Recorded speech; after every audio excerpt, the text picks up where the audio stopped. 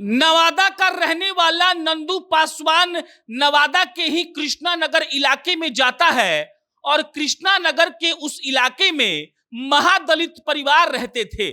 एक साथ 80-85 उन महादलित परिवारों का घर था और नंदू पासवान उस जमीन को अपना जमीन बताता था और नंदू पासवान का टारगेट सिर्फ इतना था कि कैसे भी वो जमीन हथिया ले।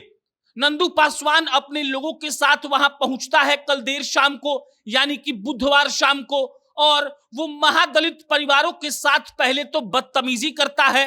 खबर के अनुसार, शुरुआती खबर के अनुसार थोड़ी बहुत मारपीट भी की गई है और उसके बाद नंदू पासवान के लोगों ने महादलित परिवार के लोगों के घरों में आग लगा दी। पूरा इलाका ऐसा धुआं धुआं हो गया कि आज सुबह तक ऐसी स्थिति है कि लोग इस बात की छानबीन कर रहे हैं कि किसी की जान तो नहीं गई है। और नंदू पासवान को लेकर अपडेट यह है कि शायद उसकी गिरफ्तारी हो गई है। उसके साथ साथ 10 और लोग गिरफ्तार हुए हैं और मांझी और रविदास कम्युनिटी के लोग, यानी कि महादलित परिवार वहां पर कृष्णा नगर में रहते थे। जमीन का विवाद जो है वो कोर्ट में चल रहा है, टाइटल सूट कहते हैं उसको, और नंदू पासवान कोर्ट को नजरअंदाज करके एक ऐसा काम करता है जो फिलहाल बिहार की राजनीति को गरमा चुका है। मायावती से लेकर तेजस्वी यादव तक सब लोगों ने इसके बारे में लिख दिया है और लिखना भी चाहिए, क्योंकि अगर ऐसा किसी के साथ होता है तो वाकई में ये बहुत ही गलत बात है और पुलिसिया फौज को इस बात पर खूब ध्यान देना चाहिए कि ऐसा किसी के साथ ना हो। अब आप देखिए कि नंदू पासवान एकदम से महादलित परिवार को कोई आज तंग नहीं कर रहा था। इससे पहले भी वो परिवार बता रहे थे कि नंदू पासवान और उसके लोग आकर उसको तंग करते थे। ये नंदू पासवान जो है ये मुख्य आरोपी है, इसीलिए इसका नाम हम ले रहे हैं।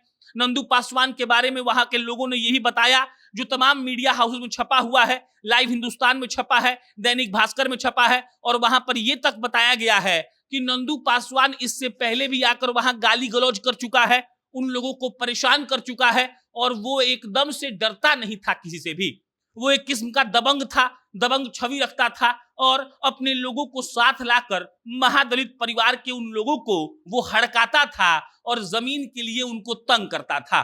बुधवार को स्थिति ऐसी उत्पन्न हो गई कि नंदू पासवान पहले पूरे इलाके को घेरवा लेता है अपने लोगों से और उसके बाद उनके साथ बदतमीजी करता है, अंत में आग लगा देता है।